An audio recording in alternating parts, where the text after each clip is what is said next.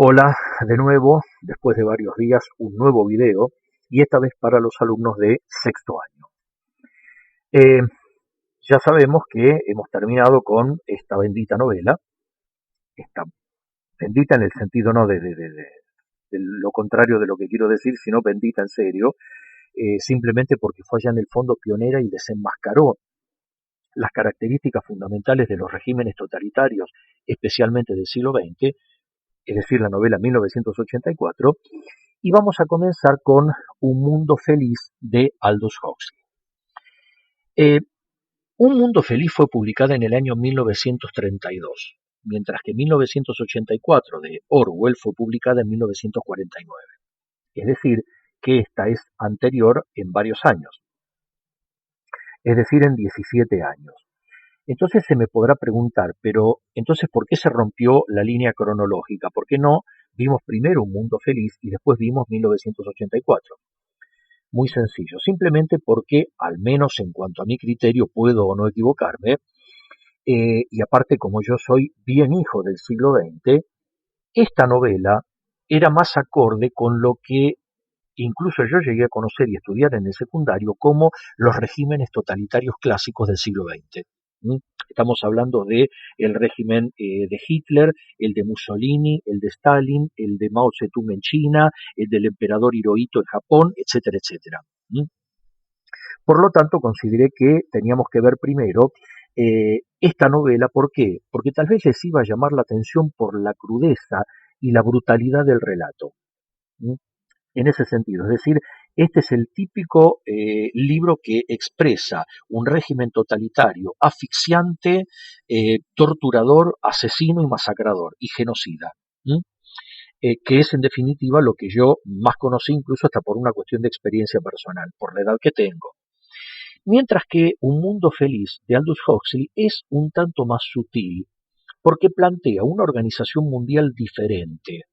Ya no se trata de los tres superestados de 1984, sino de un nuevo orden mundial en el que todo el mundo, salvo zonas muy pobres y alejadas, forman parte de un único gobierno que está manejado por medio de 10 interventores mundiales.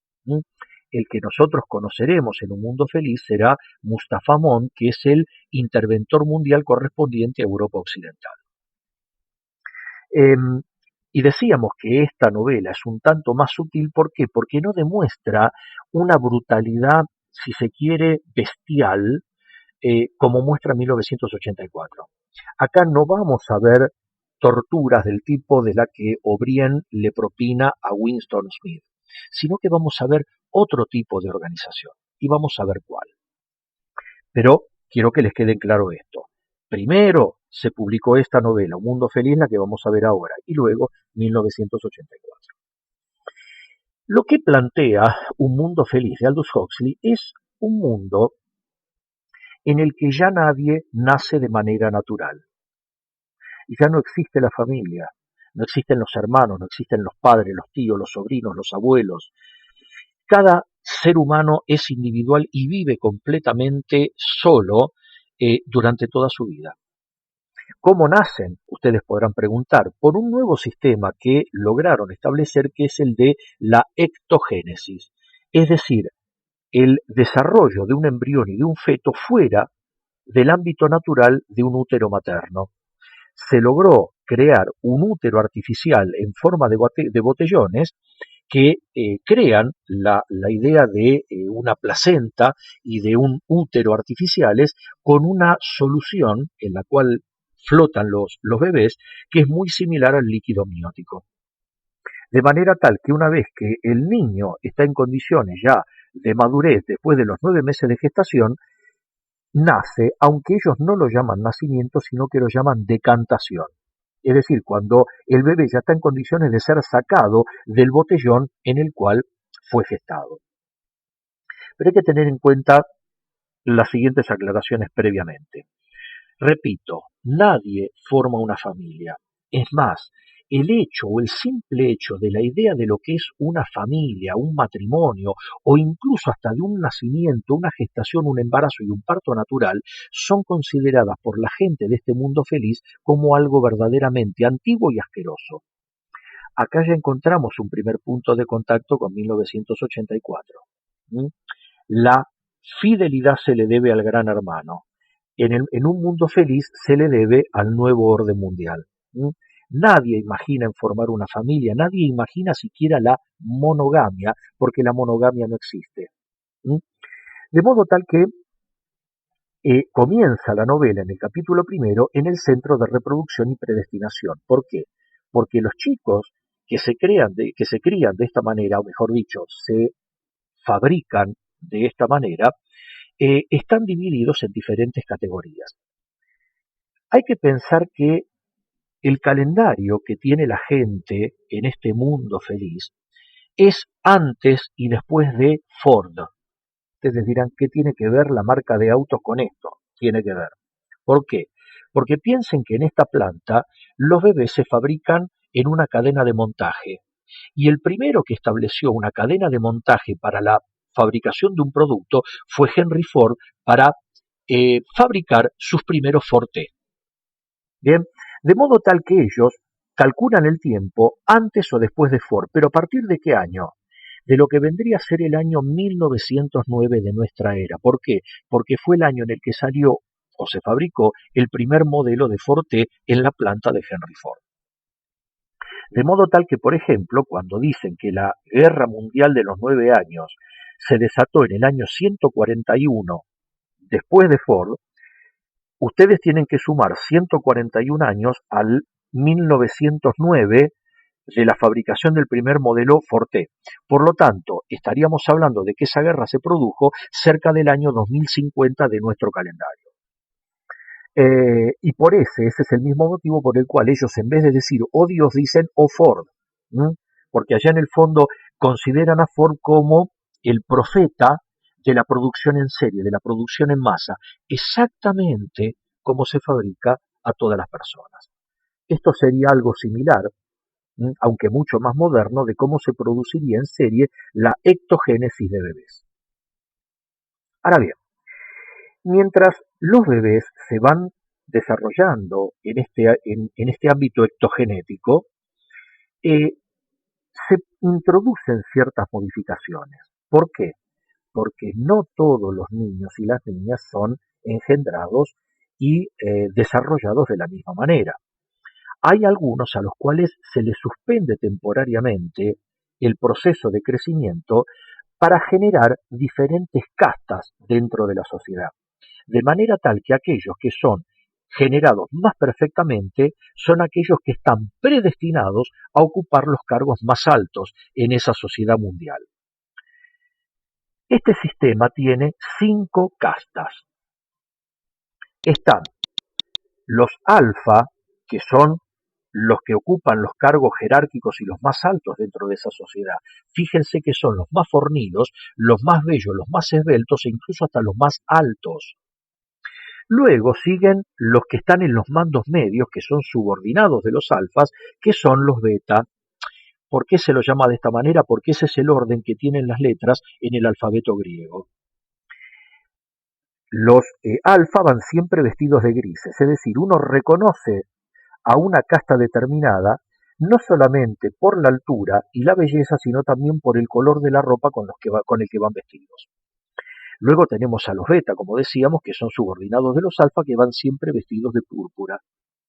Luego tenemos a partir de acá a los gamma, que van siempre vestidos de verde, a los delta, que van siempre vestidos de color khaki o beige, y los epsilon, que van vestidos de negro. A partir de esta categoría se los clona directamente, es decir, que a partir de cada ovario a partir de cada óvulo se generan 96 pares de gemelos idénticos de estas 3 últimas castas. ¿Por qué? Porque son las que menos capacidad intelectual tienen, las que menos fuerza tienen y las que están destinadas a realizar tareas inferiores o subordinadas. Aquellos que están destinados a realizar las tareas más bajas son ellos, es decir, los epsilon, que incluso no solamente tienen facciones de gente con cierto retraso madurativo mental, sino que también son los más petizos, los más enanos, y encima ni siquiera les enseñan a leer y escribir. Es decir, los tienen prácticamente como una casta de esclavos. ¿Y por qué se los llama, a pesar de todo esto, un mundo feliz? Porque el problema es que ya después que nacen, dependiendo de cada categoría, es decir, el hecho de pertenecer a cada una de estas castas depende de la suerte que se haya tenido en que el empleado correspondiente haya colocado el óvulo fecundado en una línea de montaje o en otra. Ya sea que lo hayan puesto para hacer como si fuera una fábrica de autos en la cadena de autos de lujo, o en la cadena directamente de, no sé, las motocicletas. Esto obedece, o esta organización obedece a las necesidades básicamente económicas que tiene ese mismo orden mundial. ¿Por qué? Porque de ese modo ellos pueden tener un control constante de la población que está centrada aproximadamente en los 2.000 millones de habitantes. Nada más. ¿Por qué? Ustedes piensen que hoy en día el mundo se está superpoblando y tenemos cerca de 8.000 millones de habitantes en todo el mundo. Pero en este mundo feliz se dieron cuenta de que para que los recursos naturales no se agoten y que los bienes alcancen para todos, es necesario mantener anclada en esta cantidad la población, es decir, 2.000 millones de habitantes en todo el mundo, para mantener incluso la rueda de la economía girando, de modo tal que solamente generan o engendran o fabrican la suficiente cantidad de bebés que sean necesarios para reemplazar a aquellos que murieron. Nada más. Fíjense que después de que los bebés nacen, perdón, me olvidaba, no solamente, los preparan ya genotípicamente y fenotípicamente para que cumplan una función determinada en la sociedad, sino que después que nacen, encima todavía les hacen escuchar a través de parlantes durante toda su niñez una serie de frases que sirven como para moldearlos desde el punto de vista del subconsciente. Es decir, para que tengan ideas o para que tengan conceptos inamovibles que estén arraigados en su mente subconsciente desde la más tierna infancia, y que nadie o a nadie se le ocurra salirse no solo de la casta a la cual pertenece, sino del rol que le dio dentro de ese mundo la sociedad a la cual pertenece. Ese sistema por el cual a través de parlantes les van metiendo en la cabeza a los chicos las ideas que los hacen aceptar su destino inevitable, se llama hipnopedia. Imagínense a los bebés recién nacidos ya con auriculares puestos, en el cual le están mandando continuamente durante toda su infancia conceptos e ideas y eslogans que los van a mantener siempre anclados en una determinada casta de la sociedad. Fíjense que acá tenemos un conjunto de mujeres delta, obviamente que esto es un montaje fotográfico, pero fíjense que son mujeres todas idénticas porque, como dijimos, a partir de los gamma se los clona sacando de un mismo óvulo hasta 96 pares de gemelos idénticos. Fíjense que no tienen una gran talla física, no son muy agraciadas y encima se nota que no tienen demasiada capacidad intelectual. ¿Por qué? Porque como están destinadas a hacer trabajos manuales, no necesitan intelecto. Ahora bien, ¿qué ocurre si alguno de los integrantes de cada una de las castas, por algún motivo, se le despierta la conciencia y se da cuenta de que está viviendo en un mundo aterrador?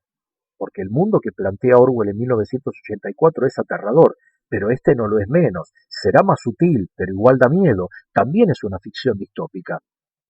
¿Qué es lo que hacen? El Estado mundial creó algo que permite que la gente supere la desesperación, el vacío existencial y también la depresión. Es una droga legal llamada Soma, que tiene efectos relajantes, alucinógenos, bien, y que incluso otorga placer inmediato, y que lo consideran como el reemplazo de la religión. No necesitan creer en nada superior, Simplemente cuando sientan que su vida está vacía, simplemente tomen soma. Es más, a las castas inferiores, como tienen mucha menos capacidad económica, se las provee el Estado mundial, mientras que los alfa y los beta, que tienen mayor disponibilidad económica, pueden comprar cuanto soma deseen. Ahora bien, en base a esta organización, fíjense que Aldous Huxley dijo algo que se podría aplicar tranquilamente a nuestro tiempo. Dijo, una dictadura perfecta, obviamente que Orwell va a opinar algo distinto, una dictadura perfecta tendría la apariencia de una democracia, pero sería básicamente una prisión sin muros en la que los presos ni siquiera soñarían con escapar. Sería esencialmente un sistema de esclavitud en el que gracias al consumo y el entretenimiento los esclavos amarían su servidumbre. Aldous Huxley. Ahora bien, vamos a hacer una comparación entre las dos novelas, es decir, Un Mundo Feliz y 1984, teniendo en cuenta que este video es solamente un video introductorio, es para introducirlos al tema. Fíjense, Orwell temía a quienes prohibirían los libros.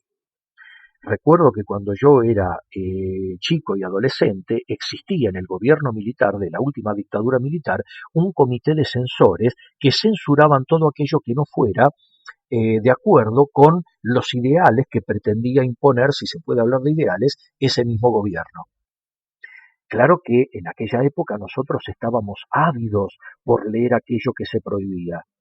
Sin embargo, me parece que el que más acertó terminó siendo Orwell, porque Orwell le temía a que no hubiera razones para prohibir libros porque no habría nadie que quisiera leer alguno. Que creo que es lo que está pasando ahora. Nadie quiere leer, nadie está ávido por conocer otras cosas. Se manejan con lo que le dan los medios masivos de comunicación, que en general no es demasiado bueno, por no llamarlo lisa y llanamente desperdicio o basura, sin contar evidentemente con las famosas fake news. Orwell le temía a quienes querían privarnos de información. Como en todo régimen totalitario clásico, los únicos canales de información que hay son estatales y no se da una sola noticia que vaya en contra del régimen. Siempre son noticias falsas que van en contra de la verdad de la situación. En cambio, Orwell le temía a que nos darían tanto y tanta información de golpe que quedaríamos reducidos a la pasividad y el egoísmo. Obviamente que hay una diferencia sustancial e incluso de carácter cualitativo, no tanto cuantitativo. Una cosa es temer a que no nos den información o que nos la quiten, y otra cosa es que den tanta de golpe que simplemente nos dejen pasivos y egoístas pensando solamente en nosotros mismos y mirándonos el ombligo. En 1984 se controlaba a la gente aplicándole castigos. ¿Se acuerdan? Aquí se encuentra el Ministerio de la Paz con hordas de hombres que pertenecen a la policía del pensamiento. Mientras que en Un Mundo Feliz se controla a la gente dándole placer.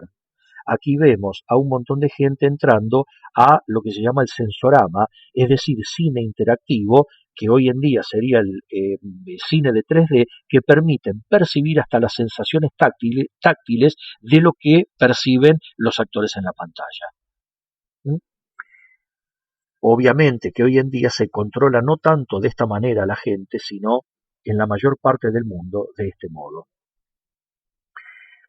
En definitiva, Orwell temía que aquello que odiamos fuese nuestra ruina, la violencia, mientras que Huxley temía que aquello que amamos es lo que se convertiría en nuestra ruina.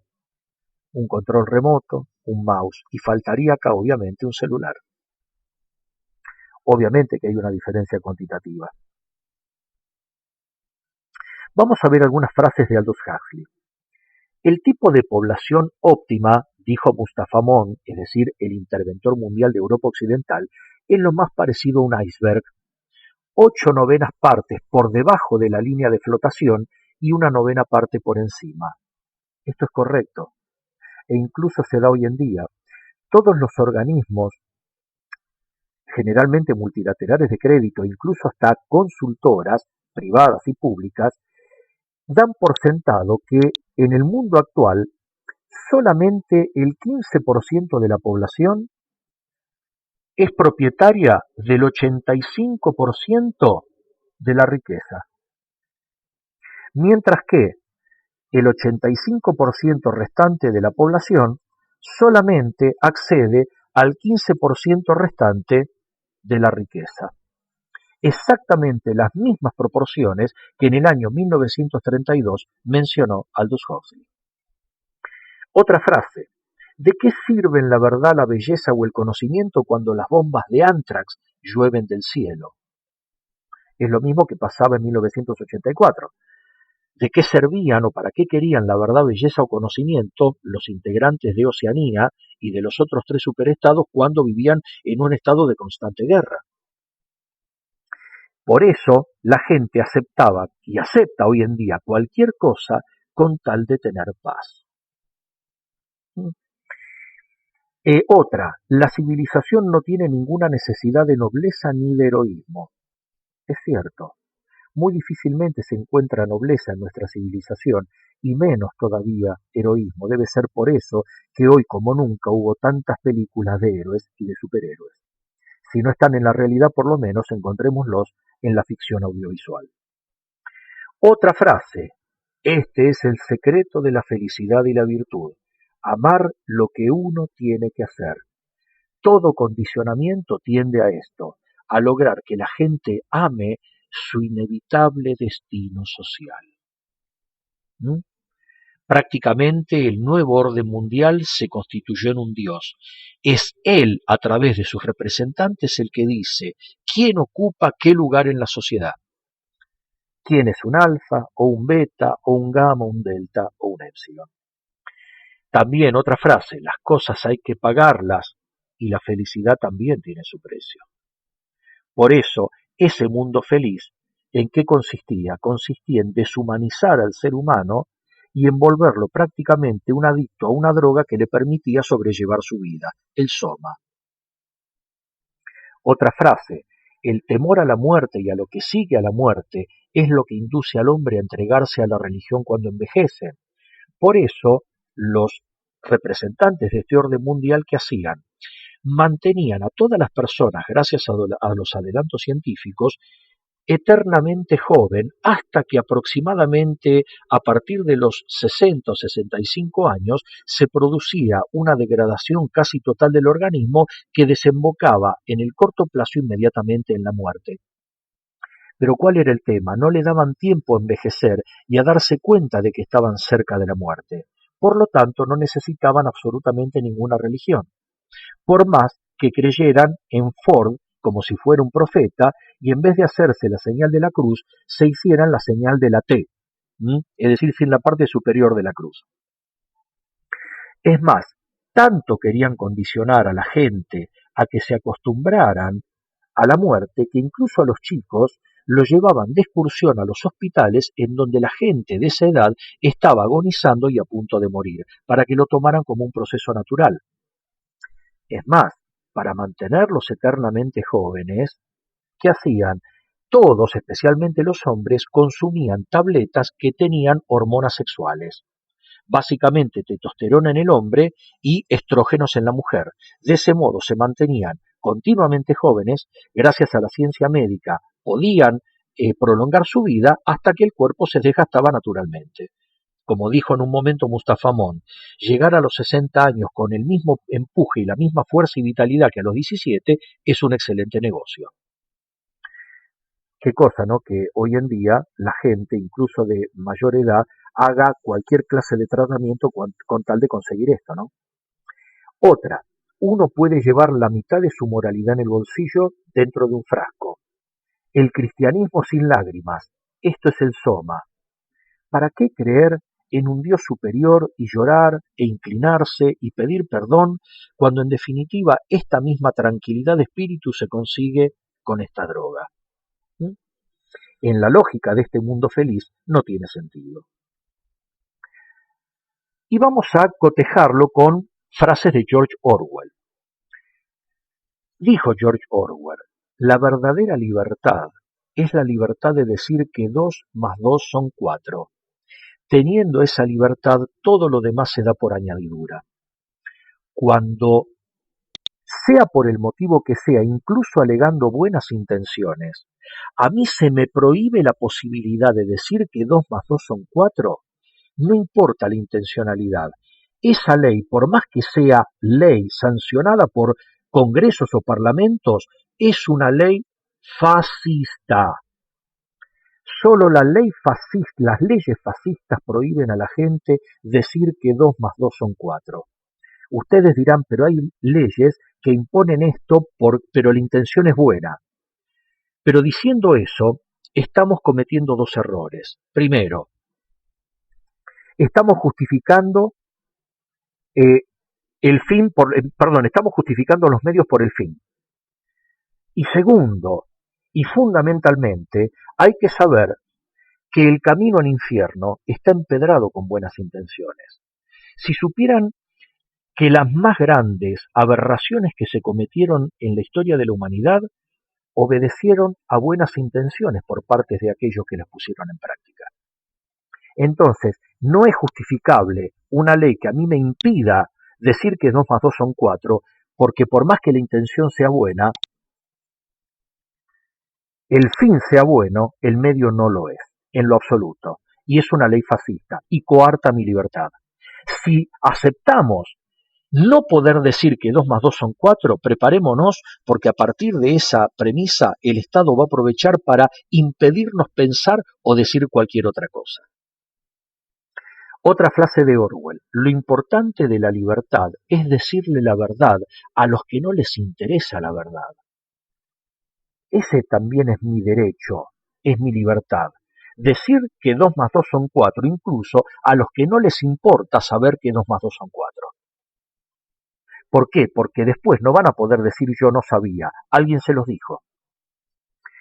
Tercera frase: los hechos, y esto tiene que ver con lo demás, no desaparecen por el simple hecho de ignorarlos. Que yo haga de cuenta que algo no existe o no es de la manera en la que es, no significa que ese hecho desaparece. Yo podría pasarme días enteros discutiendo sobre la existencia o viabilidad de la ley de gravedad. Incluso hasta para demostrar por cabeza dura mi postura, yo podría arrojarme de un edificio de 10 pisos. También manteniendo esa postura soberbia, podría ir por el 5.º piso y hacerle una seña de burla a aquellos que me están viendo caer como diciendo, leru, leru, todavía no me pasó nada. Pero inevitablemente voy a llegar al asfalto. Y ahí es donde voy a descubrir que estaba equivocado. ¿Por qué? Porque a la ley de gravedad le importa un comino si yo creo o no creo en ella. Se va a aplicar exactamente igual. ¿Por qué? Porque es un hecho. Al mismo tiempo, otra frase es esta, y que tal vez es la más rescatable. En épocas de engaño universal, como la que estamos viviendo, decir la verdad es lo verdaderamente revolucionario. Ser revolucionario en pleno siglo XXI es decir la verdad en medio de tanto engaño. Reflexionemos. Una frase de Aldous Huxley: ¿y si este mundo fuera el infierno de otro planeta? Como para pensarlo. Ahora bien, ustedes podrán decir demasiado flashera la novela. Sin embargo, la pregunta a hacernos sería, ¿Aldous Huxley se alejó tanto de lo que sería el futuro 90 años después de la publicación de su novela en 1932? Primero, en la década de 1990, la ciencia logró descifrar la mayor parte del genoma humano y avanzó a pasos gigantes en materia de genética. Esta es la secuencia del ADN humano, helicoidal. La primera clonación se logró en 1996 al clonarse a la oveja Dolly. Resulta muy infantil creer que ninguna potencia se vería tentada a clonar humanos, especialmente cuando hace poco China logró clonar dos monos, con los que los humanos compartimos no menos del 95% del ADN. Estos son los monitos clonados en China.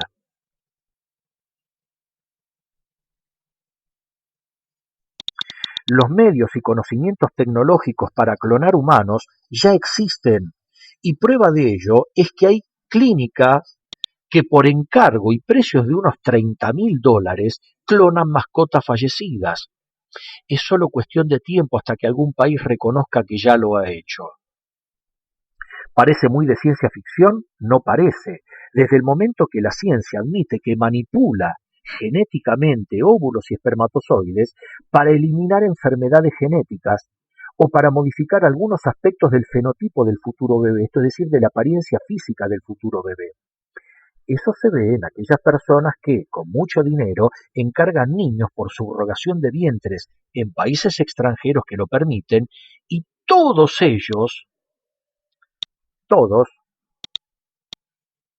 tienen las mismas características: blancos, rubios, de ojos claros y bonitos. Qué casualidad, ¿no?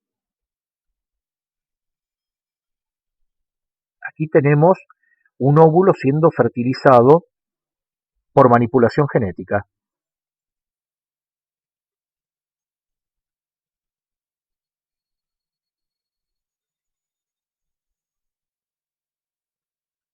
Lo cierto es que la manipulación genética existe y es un procedimiento costosísimo. Por lo tanto, solo podrán ser creados con mejoras genéticas aquellos que tengan dinero y que serán los alfas de la sociedad futura.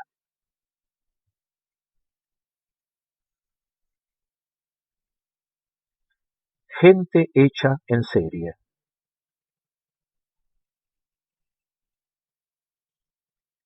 Pero sin irnos a tales extremos, que no son tan extremos, ya la sociedad está dividida en un sistema de castas, y el criterio de división consiste en la predestinación del individuo dependiendo de dónde nació y a qué nivel socioeconómico-cultural pertenece.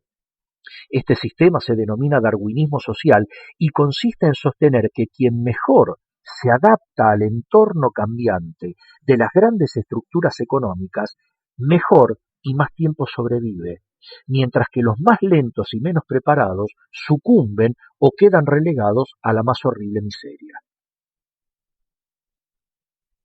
Hace falta la creación del sistema de castas en alfas, betas, gamas, deltas y épsilons.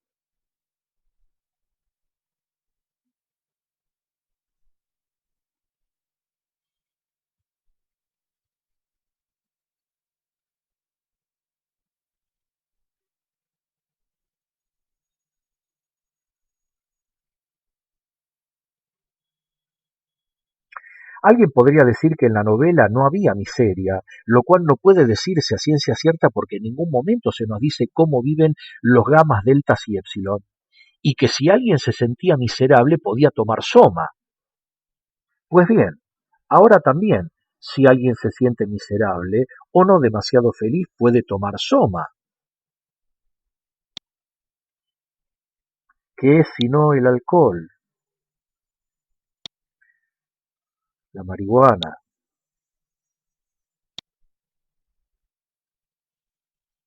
la cocaína, la heroína,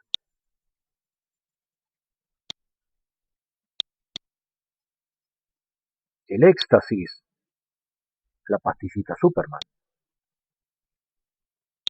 Y mientras tanto, ¿qué nos ofrece el sistema a cambio de nuestro conformismo, nuestra calma, nuestra quietud e indiferencia? Y yo le agregaría otro concepto más. ¿Qué es lo que nos ofrece a cambio de mantener nuestra mediocridad?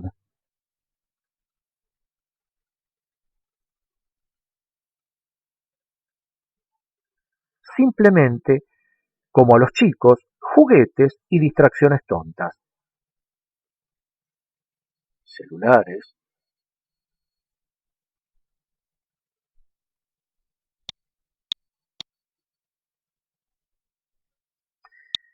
Juegos, acá están los gamers, pasan horas, y ahora se viene la nueva generación de los juegos 3D, ¿m? Con máscaras de simulación virtual, juegos de azar, bingos, casinos, tragamonedas,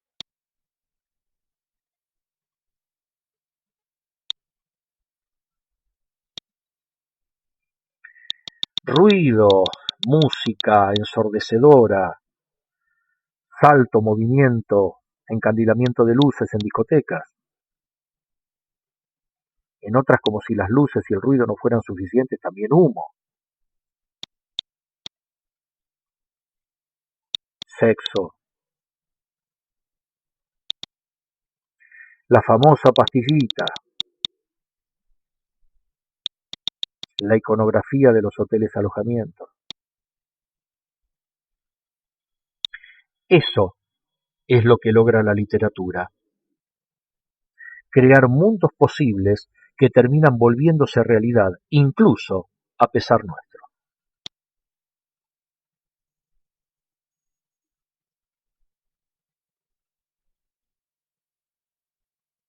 Nuestro mundo actual, o aquello a lo que está tendiendo nuestro mundo actual, fue escrito por Aldous Huxley en el año 1930 prácticamente. Es decir, hasta control poblacional. Hoy en día es eso a lo que se está tendiendo, a controlar a la población, a eliminar la familia, las relaciones interpersonales y hacer que la gente se maneje simplemente con sucedáneos de la felicidad y básicamente con hasta incluso promiscuidad sexual, que es lo que normalmente se estimula en todas las personas, incluso desde su infancia. Cuando ustedes lean la novela van a ver que hasta a los chicos de entre 7 y 8 años se les incita a llevar a cabo juegos eróticos. ¿Para qué? Para que se convierta en un elemento más de ese mundo feliz al cual él hace referencia.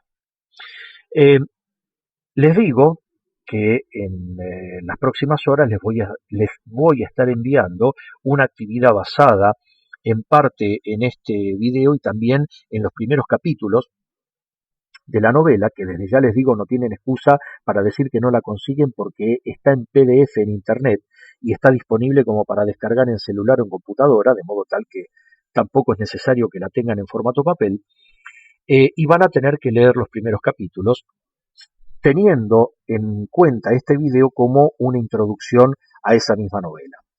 Seguramente el capítulo que más trabajo les va a costar va a ser el capítulo tercero. ¿Por qué? Porque en ese capítulo Huxley utiliza un recurso literario llamado polifonía, que significa que hace hablar prácticamente de manera simultánea a varios personajes en distintos lugares físicos. A ver, obviamente que desde el punto de vista literario la simultaneidad resulta imposible. No se puede hacer hablar en algo escrito a todos los personajes al mismo tiempo. Eso se puede dar en lo oral, en lo verbal. Si estamos en un salón lleno de gente, vamos a escuchar a gente hablando toda junta al mismo tiempo de manera simultánea. Pero por las características de la escritura o de la grafía, lo que dicen los personajes no puede darse simultáneamente, sino de manera sucesiva, aunque diera la sensación de que hablan todos al mismo tiempo. Entonces se van a encontrar con que, especialmente a partir de la mitad de la novela, ya casi desde el inicio, en un párrafo habla, por ejemplo, Mustafa Mond con el director o el subdirector del Centro de Reproducción y Predestinación. En el siguiente párrafo nos encontramos, por ejemplo, con un diálogo entre Bernard Marx y otros dos alfas, o nos encontramos, por ejemplo, con un pensamiento de Bernard Marx, o nos mete en un diálogo que se da en un vestuario entre Lenina Crow y su amiga Fanny. Eso es lo que se llama polifonía. No digan después, no, dejé de leerlo porque no entendí lo que decía, porque yo les estoy diciendo en qué consiste ese recurso. La mejor manera de no perderse consiste en que ustedes al lado de cada párrafo, leyendo con detenimiento, dejen una marca o indiquen quiénes son los que están hablando. ¿Por qué? Porque a través de esa polifonía lo que logramos obtener es lo siguiente, es saber cómo está organizado el nuevo orden mundial y cómo lo percibe la gente de las diferentes castas al mismo tiempo. Es decir, se trata el capítulo tercero como de un resumen de cómo funcionan los hechos, el orden mundial que funciona en ese mundo feliz. ¿Ok? Bien, habiendo terminado hoy con este video, los saludo hasta el próximo en el cual voy a ser un tanto más específico en relación a lo que dicen los sucesivos capítulos. Ok, nos vemos, hasta la próxima.